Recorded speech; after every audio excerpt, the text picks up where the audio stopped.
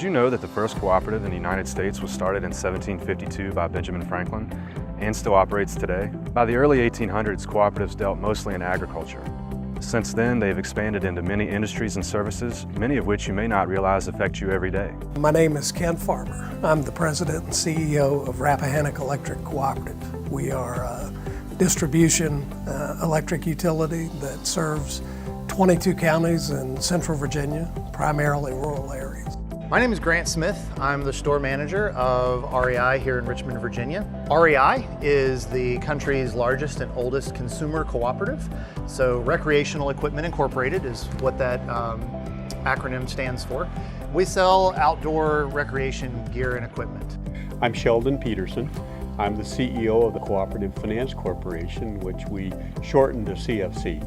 And CFC's role is to be a source of financing from the private markets for the electric cooperatives. We were formed about 45 years ago to supplement lending that was otherwise available from USDA, but the amount of needs that cooperatives had expanded beyond what USDA was willing to provide. And so our organization is a cooperative that was formed by cooperatives, and our whole purpose in life is to bring capital to the electric cooperatives from the Wall Street capital markets. I'm Jim Belfield, and I'm the Chief Information Officer at Colonial Farm Credit. Colonial Farm Credit's a cooperative. We were formed in 1916 because farmers were having real trouble getting financing. Banks didn't want to take a risk on a farmer because, as you know, their income varies based on crops and the weather. So Congress formed Colonial Farm Credit in 1916 to provide a way for farmers to get financing, and that's what we've been doing since 1916. Modern day agriculture is a great example of how cooperatives work. For example, on this dairy farm, it's served by an electric cooperative, it sells its product to a marketing cooperative, and much of the financing is handled through a financial cooperative. The product from this farm then makes its way to grocery stores and consumers like you. Well, I think the cooperative business model is an excellent tool to meet needs that might otherwise be unmet.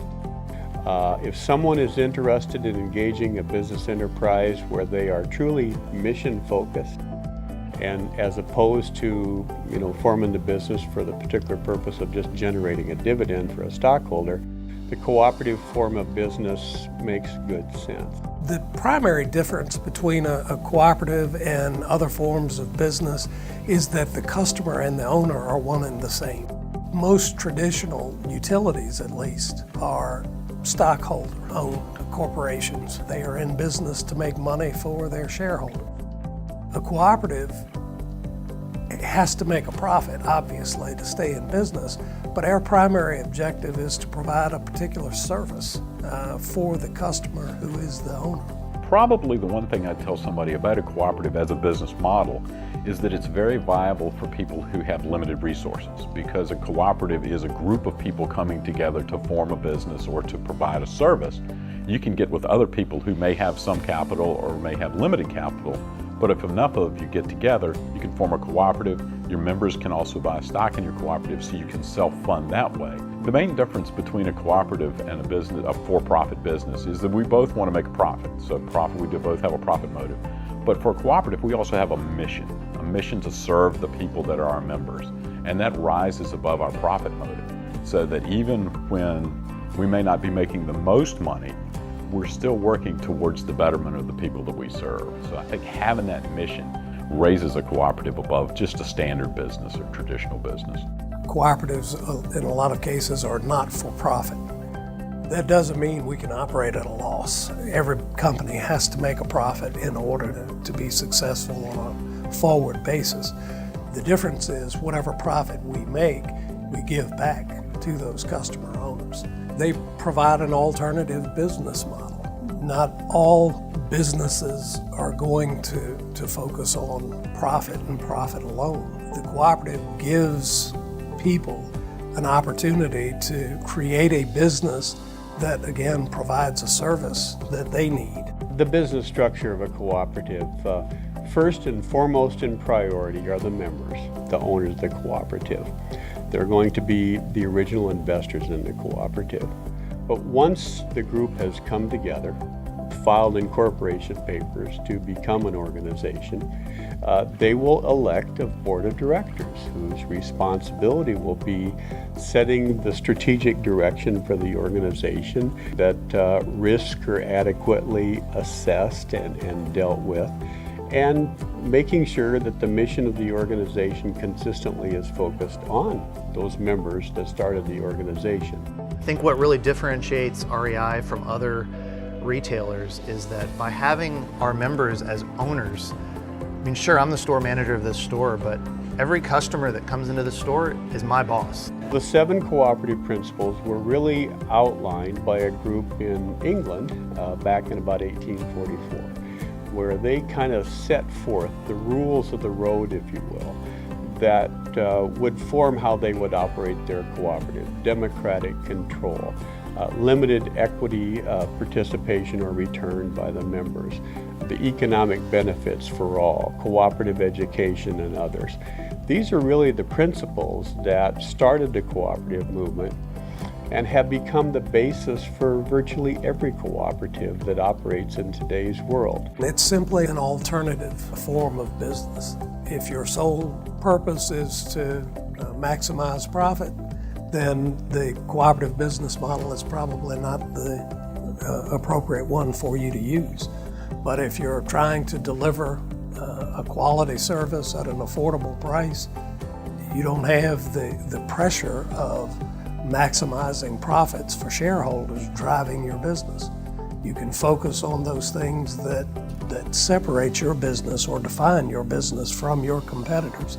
And again, that's quality and affordability. There are whole different types of cooperatives based on individual needs. There are electric cooperatives, there are finance cooperatives, there are housing cooperatives, there are agricultural cooperatives, there are credit cooperatives. The model works, and it's big business in this country. Revenues for the cooperative industry in total represent about $650 billion a year. It's truly big business, and it's big business because the model works and makes sense. We've been approached many times about going public and becoming a corporation in the traditional sense of the word, but it doesn't fit with our business model that's been successful for the last going on 80 years.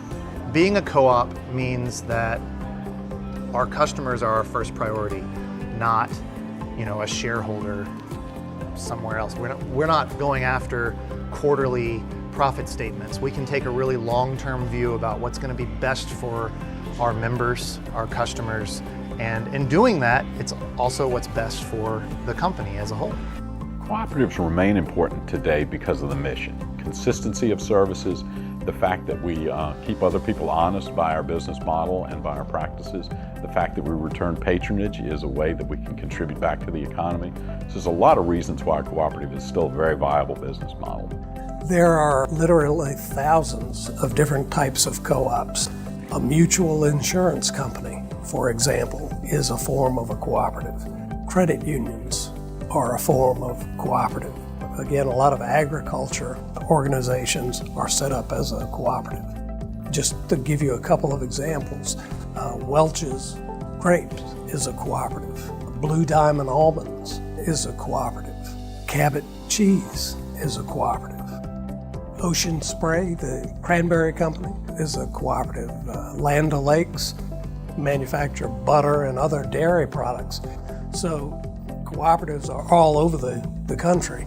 I think it's important to know that there is an alternative to that traditional business model for the large corporation. I mean, REI is a $2.5 billion a year company with 150 stores and 12,000 employees, but yet we're not publicly traded.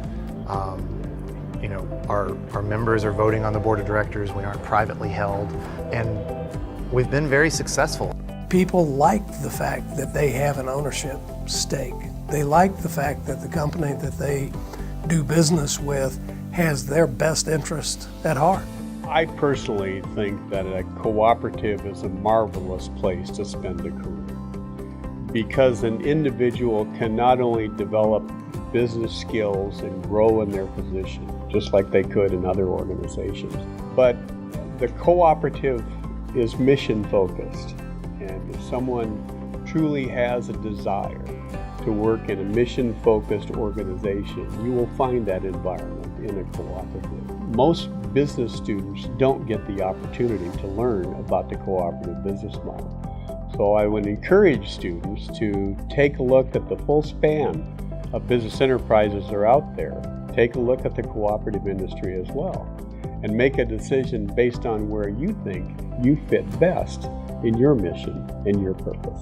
The success of an organization, a success of a cooperative, is all going to be based on the strategic positioning, the guidance from the board of directors, the execution on the part of the management as well, and staying focused on the mission and their business principles.